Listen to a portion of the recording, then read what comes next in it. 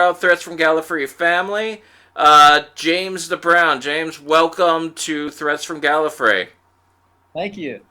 It's So, good. what is it that makes you love the One Ring, man? What is it that speaks to you through this game?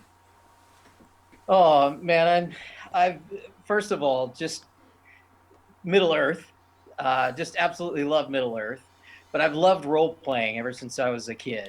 And in this game, it got me very excited. Of course, after the movies came out, I was really excited to start getting into role playing in Middle Earth. And the One Ring came out, and I started reading. I got really excited because I loved the dice mechanics.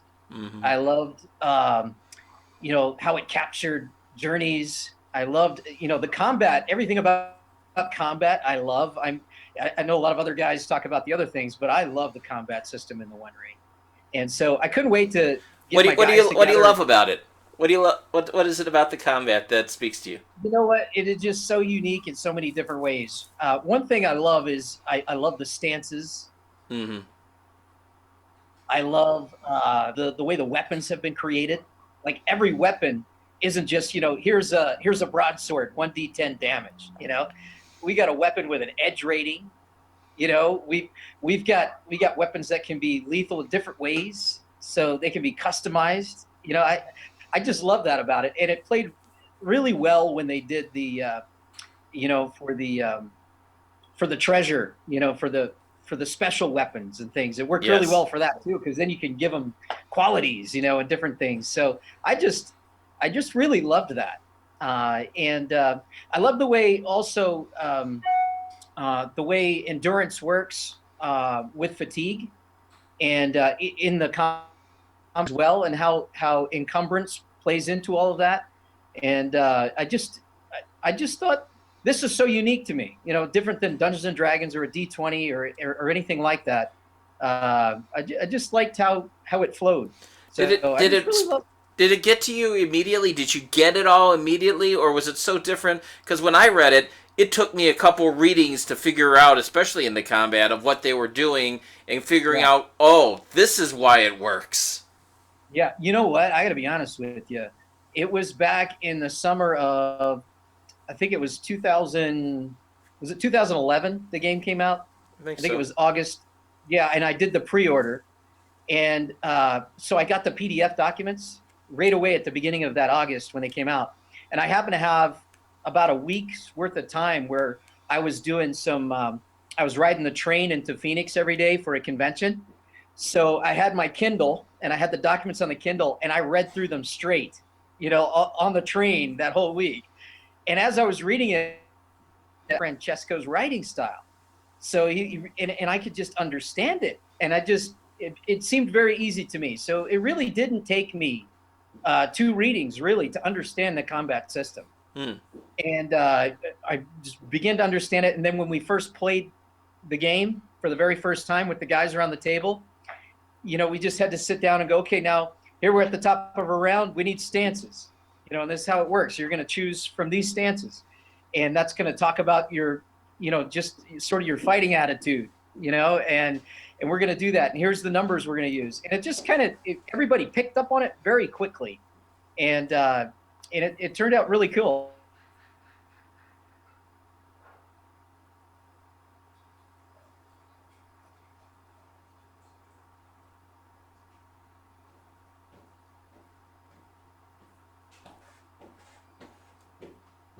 Yeah, me too. So it didn't take them long. We didn't really need to have player aids as far as, having written out or anything like that. We just sort of, it came pretty natural for all of us. So I was pretty lucky about that because I know that's not everybody's experience, Mm-hmm.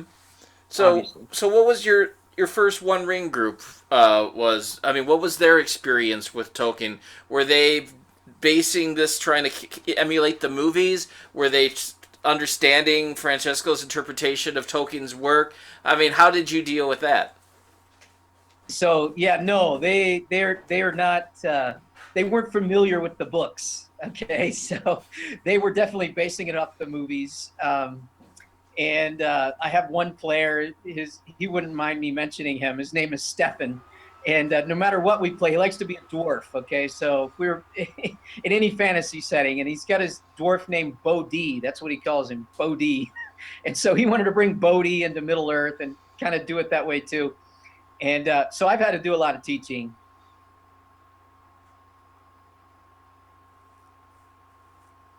The vision really is, and it wasn't too hard to do because Francesco has built those sort of things into the game. You know, in Shadow and just the way the stories have been written and everything. So it's been a teaching experience for me to teach them a little bit of that, and but it's been good. Yeah. How much of a Tolkien lorist were you before going into this? Because I was intimidated. My big thing before this was Star Wars, and I all my life was Encyclopedia Star Wars. And as I am to Star Wars, my wife is to Tolkien. I can tell what month of the year it is by which of the books she is reading at the time of year.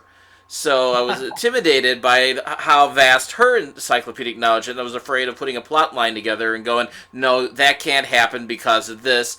Okay, there ends the campaign. How much lore did you have going on, and how did you approach, I mean, the vast amount of knowledge that's out there of Tolkien's world? Okay, now this might come as a surprise, but I never read The Lord of the Rings or The Hobbit when I was a kid, ever. So I'm actually following a similar path to you. I've been a Star Wars nut all my life.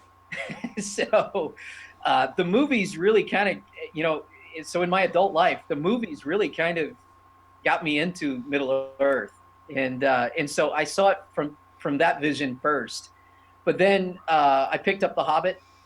And so I read The Hobbit and was like, how did I miss this? How did I never read this? This is amazing. Mm-hmm. And then, of course, getting into The Lord of the Rings, a much more serious tone, but just wonderful. I love Tolkien's writing. I love his style. I love, you know, I think my favorite chapter in The Lord of the Rings is probably the Bridge of Khazad-dûm.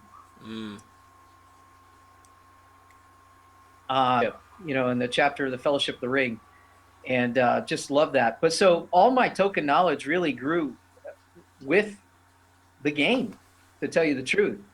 And early on, I thought, you know what? I need to learn this because if I'm going to get involved in some way in doing any kind of writing, I was very intimidated. And so I just began to pick up everything I could on Tolkien. So read through the books, picked up Author of the Century by Tom Shippey. Then I picked up the letters of J.R.R. Tolkien. Then I picked up the histories of Middle Earth. And I just kept adding to my collection and started doing this. And then I befriended guys on the forum, Right. on the C7 forum, okay? And one of the main guys that I befriended was Scott Hodgman. And you might recognize his name if you've ever seen my Mythic Battles document. He's Yes. my co-author. And he lives in Georgia. But Scott was a fanatic. I mean, he was definitely a lore master. And so we from the forum and began to call each other on the phone. And so we call each other quite frequently. And he is just a wealth of knowledge on Tolkien. So he's really helped me to understand things. So, yeah, so we're really just in the last, you know, what has it been? Maybe 5 years, 5-6 years. Have I really even, I can honestly say that's it, you know, since I've really studied Tolkien. It still feels like the book just came out. The year 2011. Like we've had the One Ring for this long. Wow. You know what? Isn't that amazing? Yeah. Dungeons and Dragons is the king of role-playing games. And so to kind of break into that realm with a new RPG, especially, you know, it's a little bit difficult. It doesn't spread as quickly. But I think as a testament to the incredible game design that Francesco and company came up with, and then the production values of the Cubicle 7, Mm-hmm. and just in the success of that Doctor Who line and everything else, and how they've just done such a fabulous job in promoting their company and doing a great job with all their products. I think that's really helped the One Ring. It's a great game, and so it's easier to promote a great game. And I think a lot of people were coming off the heels of Decipher, and the Decipher game was my first exposure to Middle Earth role playing because of the movies. I wanted to get involved in role playing in it, and so I picked that up, and the One Ring just came along, and it was just so much of to me a better system, a better game, more true to the books. My favorite thing about the Decipher game is it has a class in it where you can play an innkeeper, and it flat out says you don't want to take this class. Yeah. That is pretty funny. They had some pretty good maps, and in material too in that game. A lot of good reading in that one, but definitely the One Ring though, just great production value. So I think that people are just now hearing of it, in some ways, and the game has taken a little longer to produce, to get to the amount of material that we have now.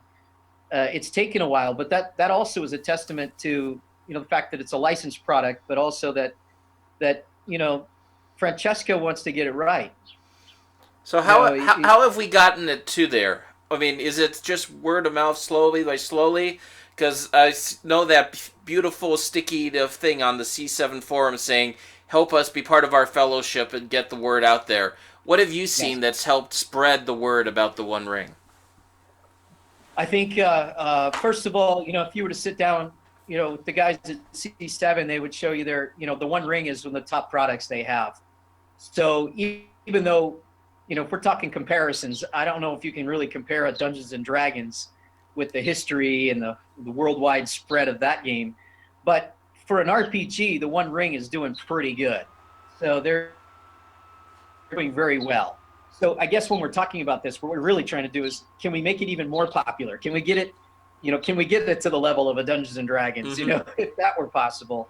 I think word of mouth, the fact that it's a great game, the fact that they keep producing quality supplements that keep people, it's, this is different. If this was Dungeons and Dragons at this kind of a slow release pace, they might lose people to something. But because of this particular fan base, people that love Tolkien, that you can see the love of Tolkien through Francesco's writing and his game design, they're willing to wait for these supplements. The C7's putting out quality material. Everything they put out just continues to add to the game. You mentioned to me a little bit earlier about Rohan, for example. Rohan, one of my first readings through Rohan, I read through that. It's an amazing. couldn't wait to see what they did with that, because it really extended the map out of Wilderland, to the south, getting closer to Gondor, but we get to finally see the Riders and the Dunlendings and Isengard and Fangorn, and as I was reading it, I just couldn't help but thinking, man, it feels like a whole nother game now. Like we could start a campaign just in Rohan, not even go to Wilderland. And there's so much in that supplement that you could use, with brand new players, and I just love the way they're doing that. And can't wait for the future. Can't wait for, things to come. Can't wait for the Shire. Oh, I know. You got to have something on the Shire with with the Middle Earth game, So I'm sure they'll get to that at some point. Mm-hmm. So, what have you accomplished as a lore master? Are you doing the Darkening of Mirkwood? Have you run groups all the way through Tales from Wilderland? Have you conquered the Rivendell adventure book with your group? What or do you do all original adventures? What kind of lore let's hear your lore master cred. Okay, so with my group, and I have a group of guys that I've been playing RPG with for a very long time. It began when they were teenagers. Okay. Wow. And we used to RPG for hours doing Star Wars. Okay. Star Wars RPG was the thing we just did forever.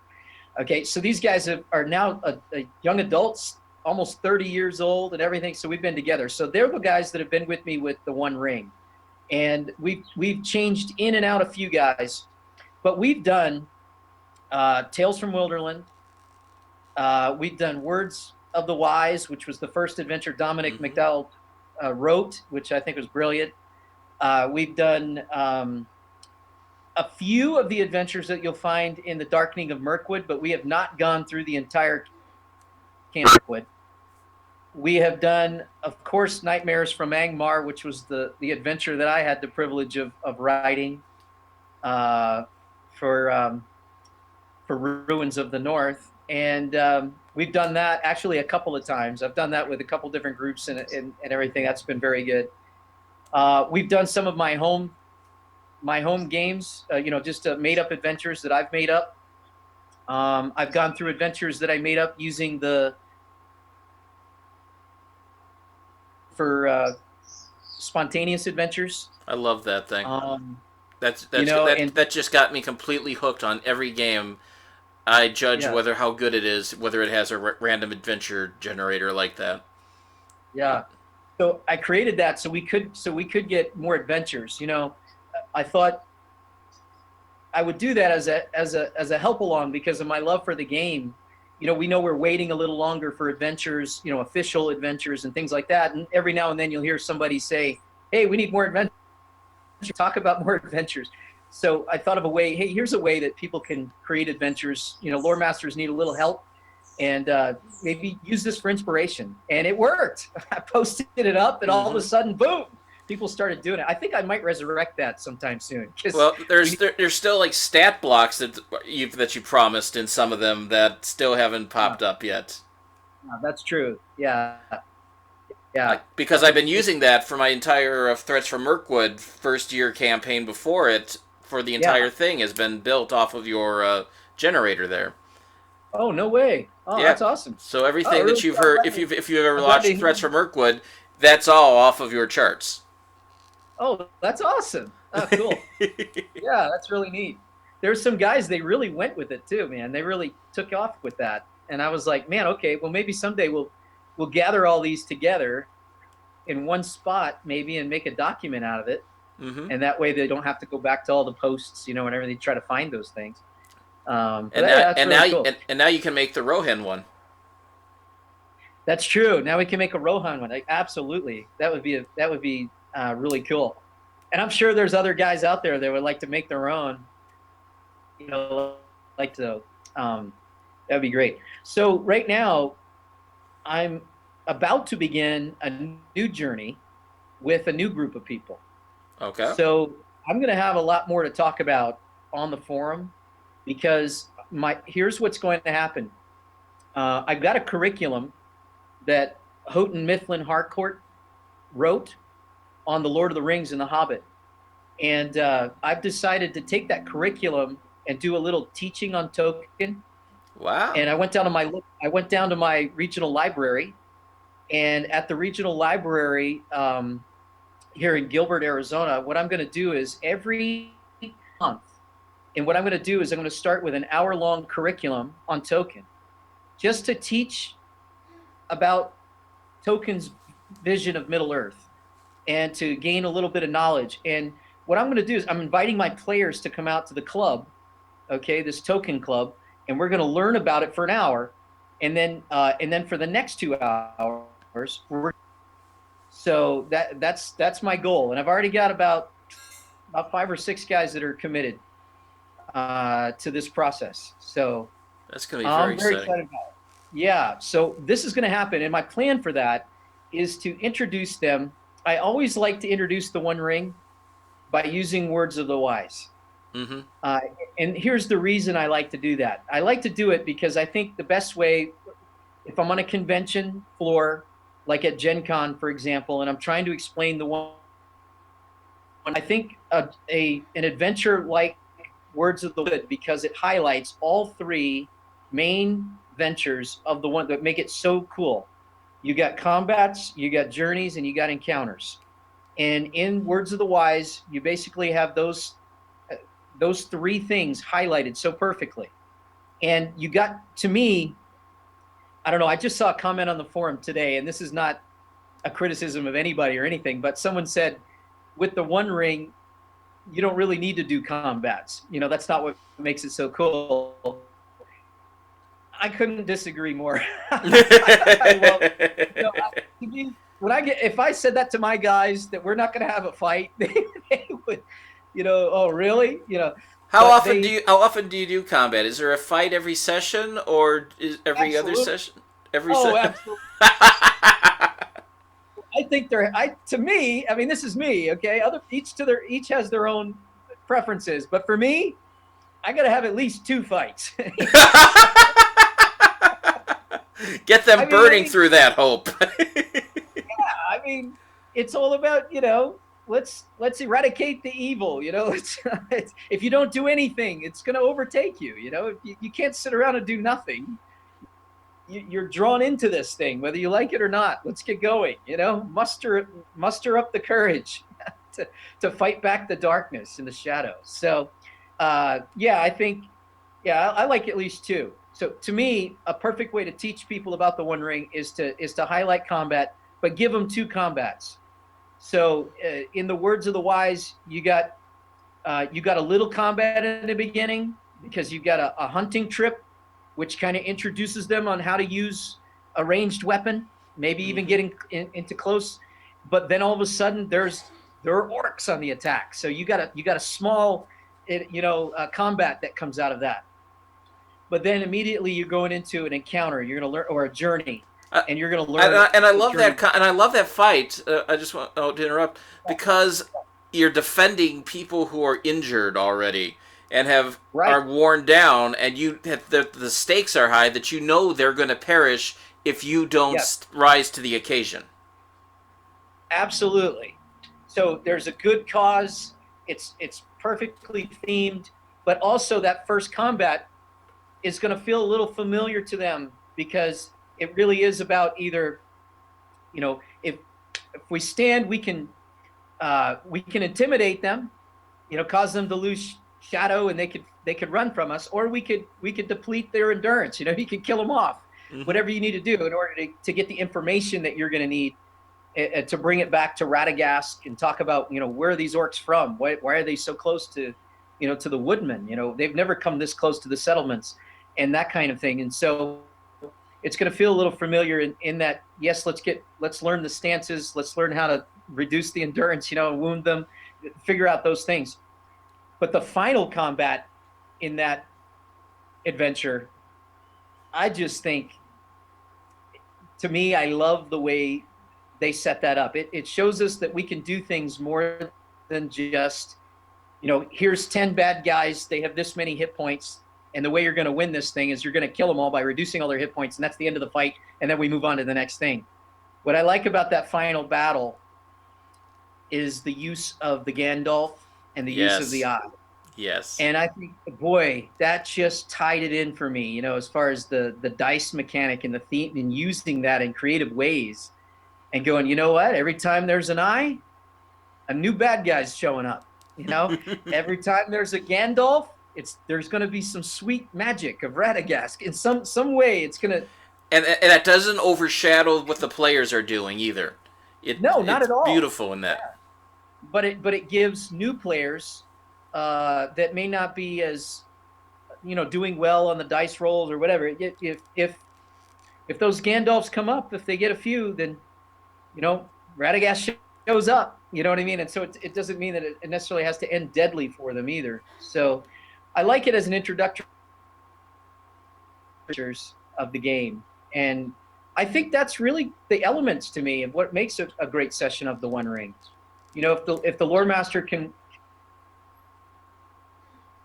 I think you've got a great session. People really enjoy that. Yeah. Excellent. Any other last thoughts you'd like to give about getting people into the One Ring and sharing the love of the One Ring with the public to continue the growth of our community? Yeah, the one thing that I would say is something that I can only say, what I found to be successful, what I did early on. I haven't had opportunities lately, but early on is to go down to your local gaming store, and talk to those guys. Chances are they may not carry the One Ring, the way things are ordered these days, and just the kind of product they might have to have on their shelves, depending on the size of the store. Some of the larger gaming stores definitely will have it there. But if they got a smaller gaming store, Magic the Gathering, and maybe an RPG night with a Dungeons and Dragons game running or something like that, just go to talk to those guys and say, hey, you know what? When's your RPG night? I'd like to try to introduce some people to a game, One Ring. You could even say a new game, because chances are it's going to be new to them. Even though it's been around for a few years already. So it's going to be new to them, and there's just enough product now where it's going to be like, yeah, and there's this supplement and this supplement and this supplement. It's coming together, Mm-hmm. And now with journeys and maps.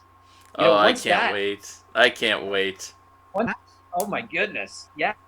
I mean, I've already got a map of Middle Earth hanging, Wilderland hanging up in my bedroom. My wife let me hang it up in the bedroom.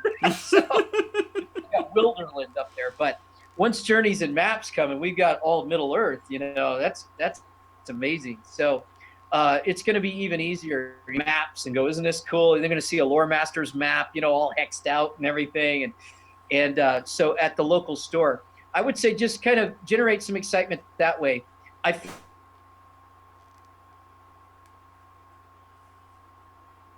Man the rules and doesn't try to go into it, by having to look up everything in the book.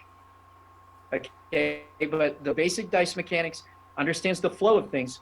If you walk into a gaming store, it's not hard to teach people how to play that game. Mm-mm.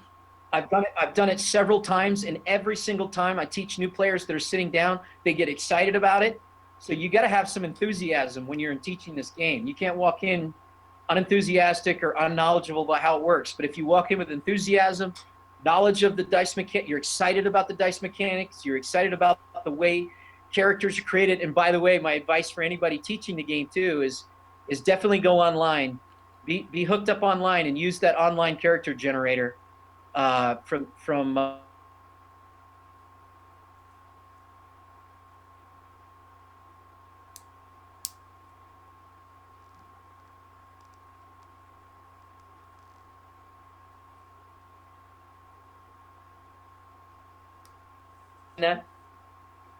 Still there? Yeah, you dropped for a second. Okay. You said right. use that one. You said last I heard was use that online character generator. Yeah, have you seen that? Yes, I have. Yeah, it is an amazing tool to use. So it's a really helpful tool when you're teaching new people. So if you walked into a game store and you have your laptop and you're trying to help them create characters, I would immediately get them on that, because they can each go through. They don't have to have a book each. You don't have to spend an hour with everybody, but it's simple choice through, and if they want to learn how to create them. Otherwise, I recommend you walk in with some pre-generated characters already, and then you've saved yourself the time of doing that. But what I know about people in RPGs, they like creating characters, but that's a quick way. That's a quick way for them to create a character and learn how to do it. So that I did it successfully. They created them very quickly on the fly, and they like it, and they get right into it. So right away. So I would encourage people to do that to get the word out. You need to go to your local stores. Guys on the forum, they talk about just doing rpg.net or something like that, and trying to get the word out online. To me, that's a great way to do it, but it's a limited audience. Just even talking with the guys at C7, at the last 3 Gen Cons and having a lot of time to hang out with them. Forum audiences are unique people, but they're not the majority of the audience. Yeah. There's a whole lot, there's a lot more players out there that would never even get on the forums. So I think that local on the ground connections, it really helps the game. Yeah. So I've run it at my local conventions, and they've all been horribly excited by it. I couldn't believe the response that I asked for a Friday night slot. So what would you expect the slot to be? What time do you think? A Friday night. They say Friday night. What time do you think you'd be scheduled? I don't know, maybe 7, 8. I don't know. 10 to 2 a.m. 10 to 10. That's what I awesome. got. I had 8 players come out still for the One Ring, and they That's all amazing. loved it. And that's just a testament to how good of a game that is. That they lasted 10 to 2 a.m. excited and happy about this game. I'll tell you what. Last Gen Con, last August, I lore mastered 3 games, or was it? Did I do 4? I may have done 4 nights. It was at least 3 nights in a row. Okay, and every single game, the table. I think out of all the people, there were 6 people. Every slot was filled, so there were 6 players at every table. Some of them had some onlookers and friends that witnessed the game, but they didn't play. They weren't ticketed players. But all the tables were filled, and out of all the person that had ever played the game, only one person was familiar with the One Ring. That's Everybody great. else was new. So that just tells you that people are interested. And, even to come to a big gaming convention like that and say, hey, you know what, let's go check out the One Ring. Mm-hmm. And everybody was enthusiastic. I mean, everybody got into it. I had a great time. And I know that was true with some of the other guys that ran their tables too. So, yeah. Cool. Well, then I will definitely Yeah. see you at Gen Con this year, and maybe we'll get to play some Well, One Ring I don't know if together.